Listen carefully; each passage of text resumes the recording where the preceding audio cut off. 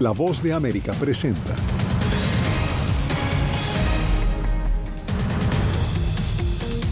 Histórico acuerdo de cooperación nuclear firman Estados Unidos y Corea del Sur en la visita del presidente asiático a Washington. Denver se prepara para recibir a alcaldes de las Américas en la primera cumbre de las ciudades. Tras 9 meses en el poder y serias dificultades para impulsar reformas, el presidente colombiano pide la renuncia de su gabinete en pleno. Llegué a este sitio fue porque los albergues estaban colapsados. Y en Ciudad Juárez denuncian que migrantes están invadiendo varias edificaciones.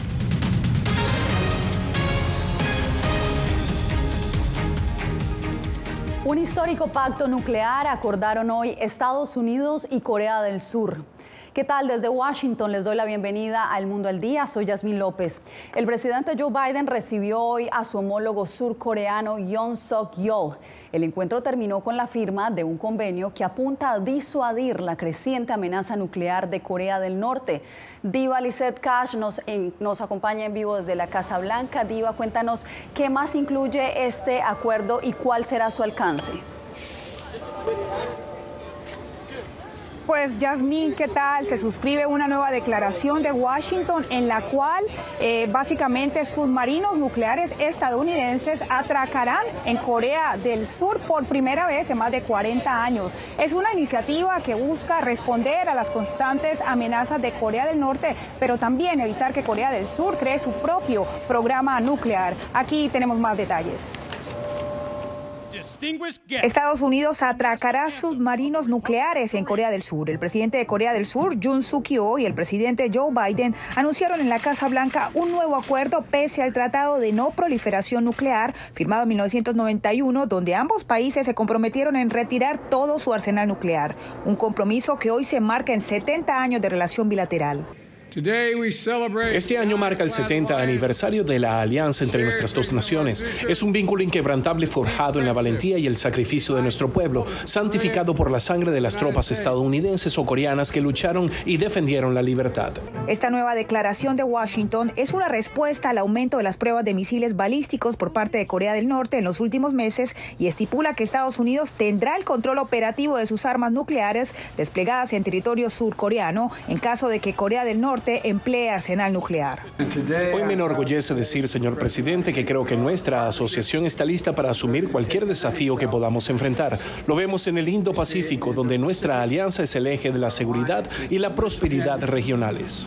El acuerdo también exige que los ejércitos de Estados Unidos y Corea del Sur fortalezcan el entrenamiento conjunto e integren mejor los activos militares de Corea del Sur en el esfuerzo de disuasión estratégica conjunta. En el pasado, cuando la amenaza estaba muy lejos, tal vez teníamos algo de tiempo, pero ahora la amenaza está justo frente a nuestra puerta. Lo importante es que tenemos que hacer que Corea del Norte nunca se atreva a recurrir a sus armas nucleares. Durante el encuentro, Biden también elogió la entrega de 230 millones de Seúl a Kiev, pero pidió un rol más activo por parte de Corea del Sur para repeler a Rusia. Y en otros detalles protocolarios de esta visita, Yasmín, esta noche será un chef estadounidense, hijo de una inmigrante coreana, quien estará a cargo de deleitar esta noche en la cena de Estado que tendrá esta misión diplomática. Yasmín, sigo contigo en estudio. Gracias por la información, Diva. El líder chino Xi Jinping y el presidente ucraniano Volodymyr Zelensky hablaron hoy por primera vez desde la invasión de Rusia.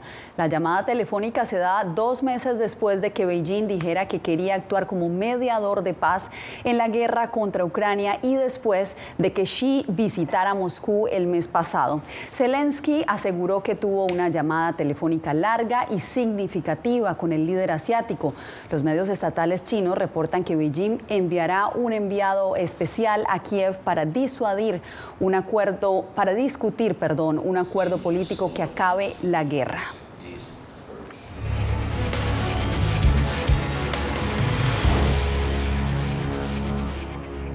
Alcaldes del continente americano se reunirán mañana en el marco de la cumbre de las ciudades. Nuestra enviada especial Laura Sepúlveda nos preparó el informe desde Denver. como un foro para proponer soluciones enfocadas a la sostenibilidad, equidad y resiliencia, la administración Biden creó esta primera cumbre de las ciudades que reúne a alrededor de 250 alcaldes de todo el continente americano. Tenemos que aprender de nuestros socios locales. Ellos son los que miden, cavan, plantan, educan, tratan, responden y movilizan. La conversación que en varias ocasiones se ha tenido para atender temas de desarrollo de las ciudades, dice Pablo Lazo, director de Desarrollo Urbano para WRI, podrá llevarse satisfactoriamente a la implementación tras este encuentro.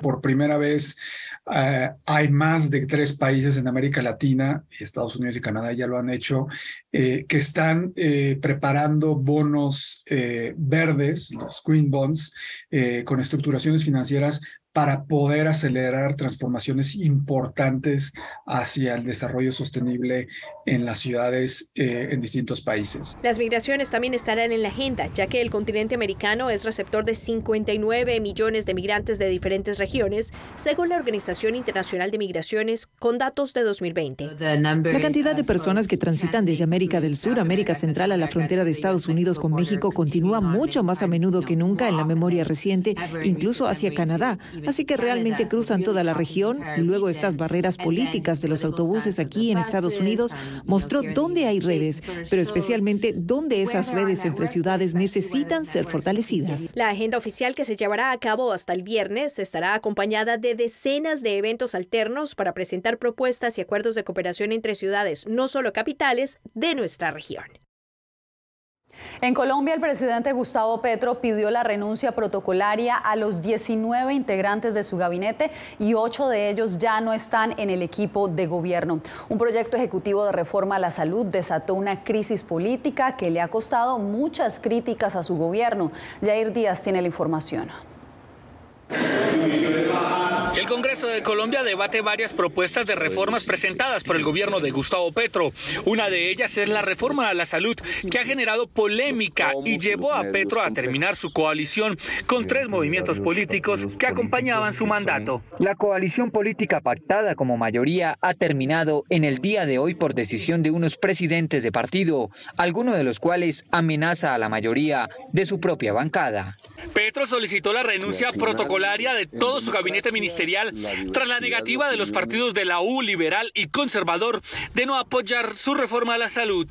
Esto lo que deja de presente es que esa coalición del gobierno de Gustavo Petro nunca giró en torno a acuerdos programáticos. Mi respaldo total a las decisiones del presidente Gustavo Petro. Habíamos estado sometidos a una actitud absolutamente extorsiva por parte de algunos presidentes de partidos. El presidente del Senado, Roy Barreras, espera que se reagrupe una coalición que impulse los proyectos del gobierno. El presidente Petro contará conmigo siempre en el marco de las instituciones para hacer las reformas que son justas y que el pueblo colombiano reclama. Soluciones y no polarización, estigmatización, moderación es el llamado que hago desde la presidencia del Congreso hasta ahora. Es la segunda vez en menos de 9 meses de mandato que Petro hace cambios de su equipo de gobierno. Yair Díaz, Voz de América, Bogotá.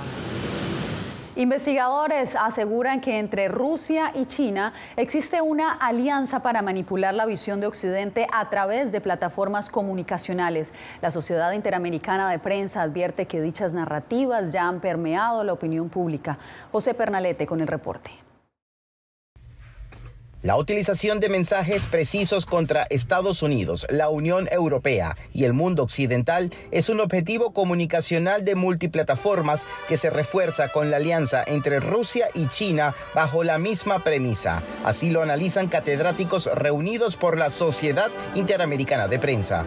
Con la idea de poner fin a lo que perciben como la hegemonía liberal o la hegemonía de Occidente con el liderazgo de Estados Unidos, en esto que llamamos el orden basado en reglas, y de los valores liberales que van acompañados a eso, ¿no? Y esta consideración, esta idea de poner fin a este orden internacional que conocemos hasta hoy, en mi opinión, prevalece sobre cualquier otra consideración. Entonces, estos investigadores destacan el uso de medios de comunicación que se adaptan incluso a la audiencia de Centro y Suramérica con la narrativa de manipulación. Se habla de que el gobierno de Ucrania es una marioneta de Estados Unidos y de otras potencias, esto haciendo referencia a la Unión Europea, que los funcionarios ucranianos son ultranacionalistas y también que apoyan o simpatizan al nazismo.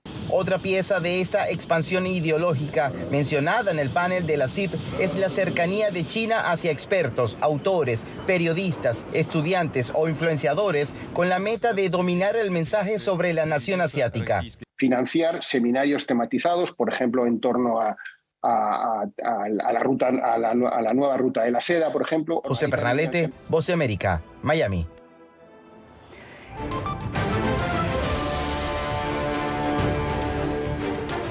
En México murió uno de los integrantes de la caravana migrante que salió desde Tapachula el pasado domingo hacia la capital. El hondureño Melvin Saúl Chacón ya había manifestado sentirse mal durante el denominado Vía Crucis Migrante, conformado por unas 4.000 personas. Algunos de los manifestantes se habían cosido los labios en protesta, pidiendo ayuda para llegar a la capital mexicana. Las autoridades aún no han informado de la posible causa de la muerte del hombre.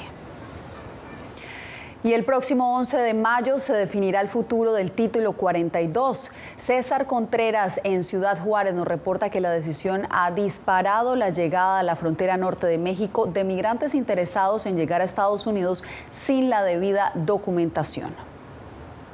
Si ellos vinieran de buena fe, te dirán, mira muchachos, les tengo este plan, vamos a llevarlo a un albergue, vamos a prestarle el apoyo. No, ellos no están diciendo, váyanse a la calle. Frustrados están los migrantes que continúan llegando día tras día a Ciudad Juárez en México, donde los albergues están repletos. Ahora buscan resguardarse en edificios en malas condiciones e incluso han comenzado a invadir construcciones abandonadas. Llegué a este sitio fue porque los albergues estaban colapsados, los sentimos más en abandono después que le pasó a nuestros paisanos, lo que les pasó en la migración. Ahora nos están soltando, nos vinieron a sacar a nosotros de aquí. En los albergues de Juárez reconocen la falta de espacios y recursos para contener la actual contingencia. Pues sí, realmente es algo fuerte lo que está viviendo Ciudad Juárez, ya que no estamos preparados para tener a tantos migrantes aquí en esta frontera. Debido al riesgo que se generen los edificios en mal estado o abandonados, las autoridades locales buscan generar conciencia entre los migrantes. También es muy importante decir que nosotros no estamos llevándolos ni forzándolos a ir a ningún lugar. Ellos están en total libertad de salir a donde sea su voluntad, pero sí es la obligación de nosotros retirarlos de este riesgo inminente de incendio que tenemos aquí. Además de que es un edificio de 5 o 6 pisos que ya está muy deteriorado y muy viejo y sin condiciones de seguridad. El arribo de migrantes continúa diariamente en las ciudades fronterizas mexicanas y se espera un aumento significativo para la segunda semana del mes de mayo. César Contreras, Voz de América, Ciudad Juárez, México. Hay alerta por el paso de fentanilo a Guatemala. Al regresar les damos la información.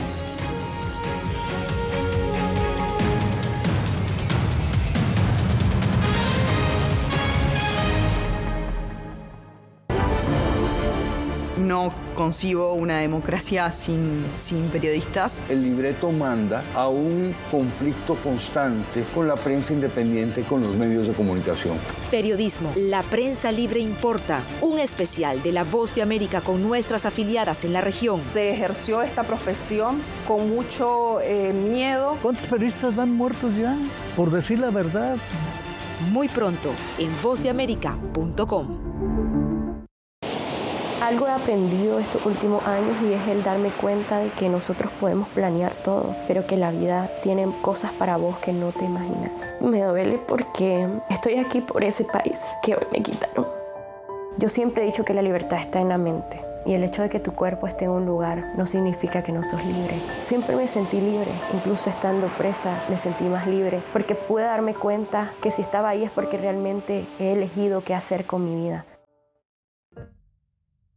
En tiempos de cambios, cuando el mundo parece incierto y lo que escuchamos no refleja lo que vemos,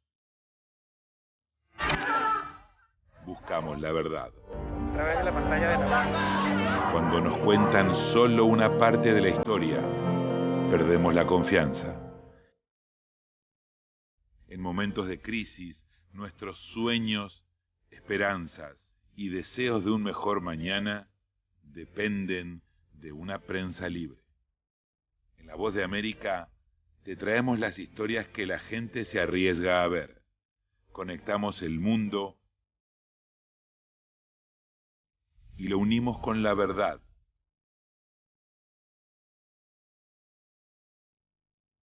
En La Voz de América te presentamos el panorama completo.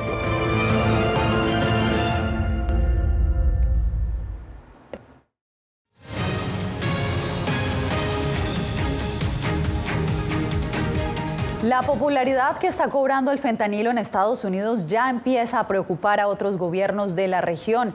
Autoridades de Guatemala aseguran que trabajan de forma conjunta con agencias internacionales para evitar que esta droga sintética siga ganando espacio. El paso del fentanilo por Guatemala alerta a las autoridades. El pasado 23 de marzo, un buque procedente de Turquía llegó a Puerto Barrios, al oriente de Guatemala, y en su interior llevaba 240 toneles de fentanilo. Se trata de la primera incautación de este químico, por lo cual se enviaron muestras al Instituto de Ciencias Forenses para realizar las pruebas de campo. Por el momento no se tiene un detalle específico del avalúo, pero se puede hablar de millones de quetzales. Además, el 14 de abril, la Oficina de Control de Activos Extranjeros y el Departamento del Tesoro de Estados Unidos señalaron a la guatemalteca Ana Gabriela Rubio Sea como una corredora de químicos precursores de fentanilo en Guatemala y la identificaron como intermediaria para comprar a proveedores de China y enviarlos a México, específicamente a los Chapitos, hijos del Chapo Guzmán del cártel de Sinaloa. Por su parte, la Secretaría Ejecutiva contra las Adicciones y el Tráfico Ilícito de Drogas en Guatemala refiere que se mantienen en alerta. Se han tenido ciertas alertas acerca de fentanilo ilícito. Es por ello que nosotros como CECATID pues también estamos alerta acerca de esta sustancia.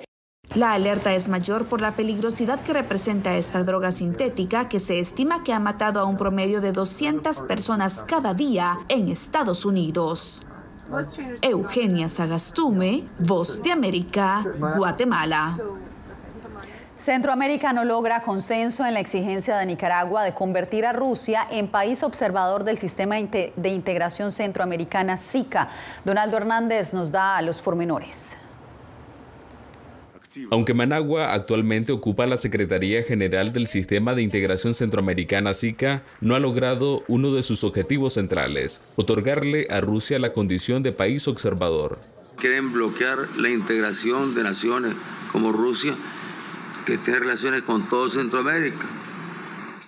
El presidente Daniel Ortega se refiere a sus homólogos centroamericanos, quienes han puesto resistencia a la iniciativa de Nicaragua. El argumento del mandatario es que, al igual que Estados Unidos y la Unión Europea, Rusia también tiene derecho a participar en el SICA como un observador. Todos tenemos relaciones con la Federación Rusa, todos Centroamérica. Para el politólogo Carlos Murillo, la mayoría de los presidentes de Centroamérica se oponen a incluir a Rusia debido a la invasión a Ucrania. El protocolo de Tegucigalpa y todos los acuerdos que componen el sistema de integración centroamericano condenan el uso de la fuerza. El experto en seguridad hemisférica, Evan Ellis, considera que la apuesta de Ortega es fortalecer lazos con Rusia ante el aislamiento creado con las sanciones impuestas por Estados Unidos y la Unión Europea. Aislado como el Corea Norte de América Central. Nicaragua, que ocupará la Secretaría General del SICA hasta el año 2026, también promueve la expulsión de Taiwán como observador del foro y propone que ese lugar lo ocupe China. Donaldo Hernández, Voz de América. Tenemos más temas. En instantes les contamos por qué investigadores dicen que el trabajo remoto está afectando a Nueva York. Ya regresamos. No concibo una democracia sin periodistas. El libreto manda a un conflicto constante con la prensa independiente, con los medios de comunicación. Periodismo, la prensa libre importa. Un especial de La Voz de América con nuestras afiliadas en la región. Se ejerció esta profesión con mucho miedo. ¿Cuántos periodistas van muertos ya? Por decir la verdad. Muy pronto en vozdeamerica.com. Puertorriqueños somos unos animales raros porque tenemos esta ciudadanía americana. Llegamos a Estados Unidos y nos damos cuenta que somos diferentes. Sí, tenemos un pasaporte americano, pero nuestra idiosincrasia no lo es. Si queremos hacer un mejor Puerto Rico, que es lo que buscamos nosotros, tenemos que ganarnos el respeto y la confianza de todos los sectores del país.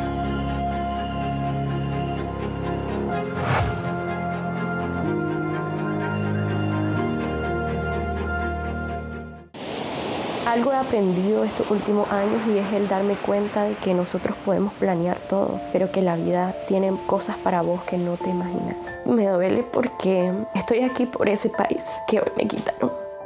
Yo siempre he dicho que la libertad está en la mente. Y el hecho de que tu cuerpo esté en un lugar no significa que no sos libre. Siempre me sentí libre, incluso estando presa me sentí más libre, porque pude darme cuenta que si estaba ahí es porque realmente he elegido qué hacer con mi vida.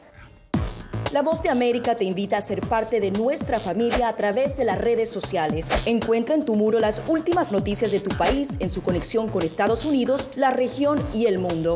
Historias que empoderan las voces latinoamericanas de política, economía, salud, actualidad, balanceadas y precisas. Únete a un equipo de origen hispanoamericano que trabaja para conectarte con los tuyos. Síguenos en Facebook y conviértete en protagonista de una historia que tú mismo ayudarás a construir.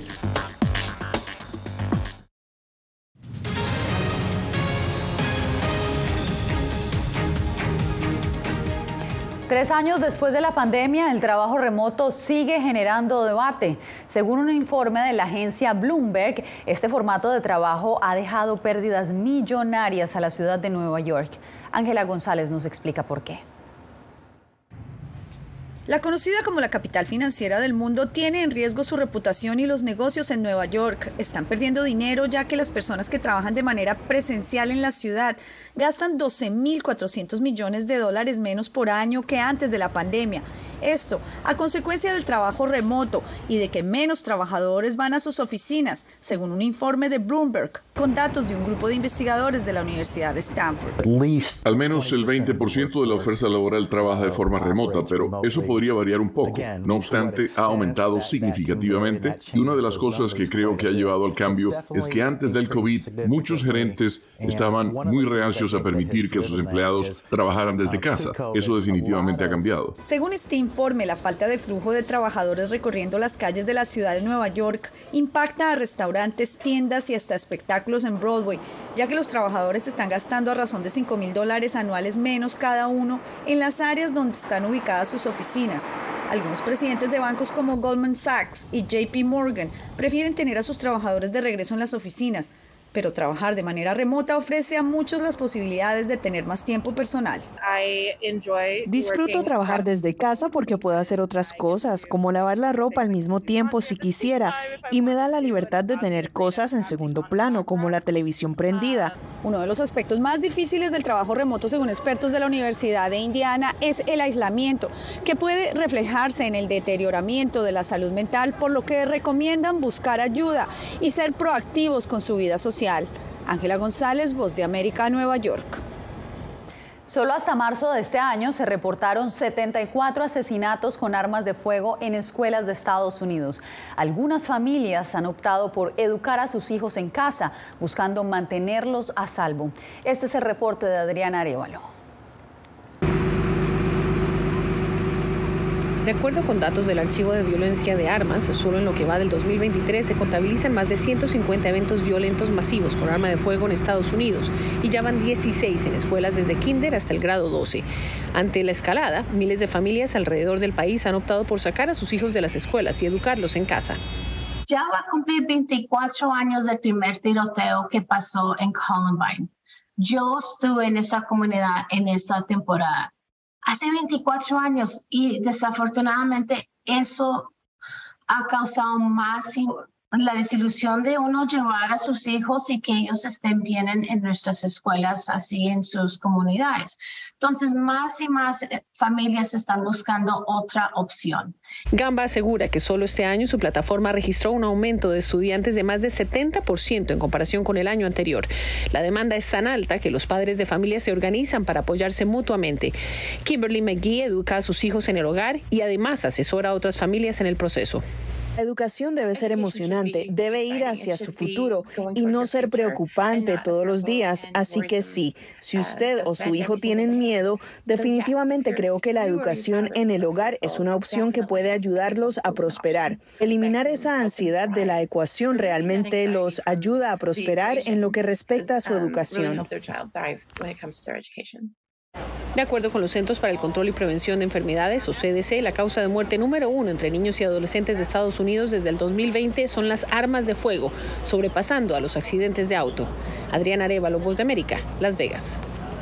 Al regresar hablamos de Tigre Gente, el documental que muestra el tráfico del jaguar boliviano hacia China.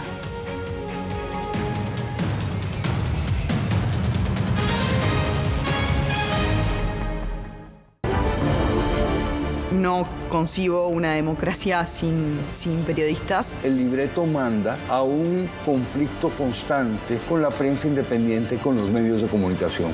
Periodismo, la prensa libre importa. Un especial de La Voz de América con nuestras afiliadas en la región. Se ejerció esta profesión con mucho miedo. ¿Cuántos periodistas van muertos ya? Por decir la verdad. Muy pronto en vozdeamerica.com. Algo he aprendido estos últimos años y es el darme cuenta de que nosotros podemos planear todo, pero que la vida tiene cosas para vos que no te imaginas. Me duele porque estoy aquí por ese país que hoy me quitaron. Yo siempre he dicho que la libertad está en la mente y el hecho de que tu cuerpo esté en un lugar no significa que no sos libre. Siempre me sentí libre, incluso estando presa me sentí más libre porque pude darme cuenta que si estaba ahí es porque realmente he elegido qué hacer con mi vida. En tiempos de cambios, cuando el mundo parece incierto y lo que escuchamos no refleja lo que vemos, buscamos la verdad. A través de la pantalla de la... Cuando nos cuentan solo una parte de la historia, perdemos la confianza. En momentos de crisis, nuestros sueños, esperanzas y deseos de un mejor mañana dependen de una prensa libre. En La Voz de América te traemos las historias que la gente se arriesga a ver. Conectamos el mundo y lo unimos con la verdad.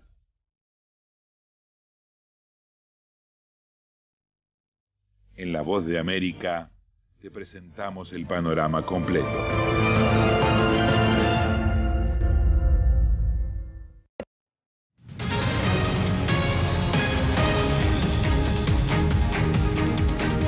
El tráfico del jaguar de Bolivia a China es una realidad compleja que el documental Tigre Gente retrata para promover las políticas de conservación de esta especie en América Latina. Fabiola Chambi tiene el reporte.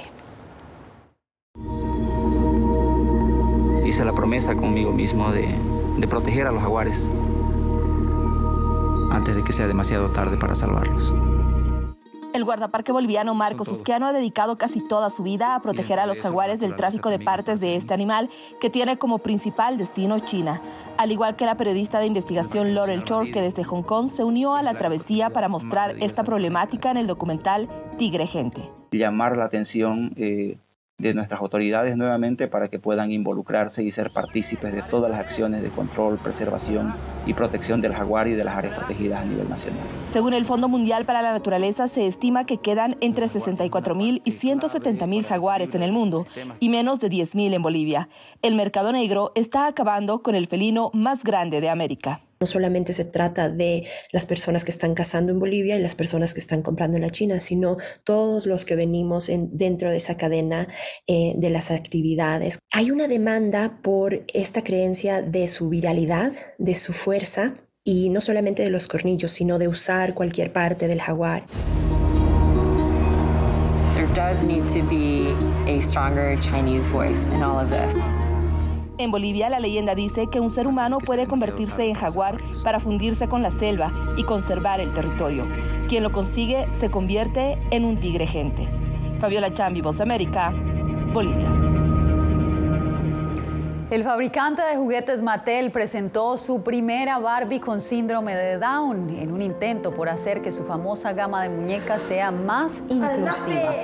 Mattel asegura que su objetivo es permitir que todos los niños se vean a sí mismos en la Barbie, al mismo tiempo que busca animar a los menores a jugar con muñecas que no se parezcan a ellos mismos. Por lo visto, esta Barbie pasó la prueba, pues la modelo británica Ellie Goldstein se vio contenta al ver que la muñeca se parece a ella. Con esto nos despedimos por hoy. Les informó Yasmín López.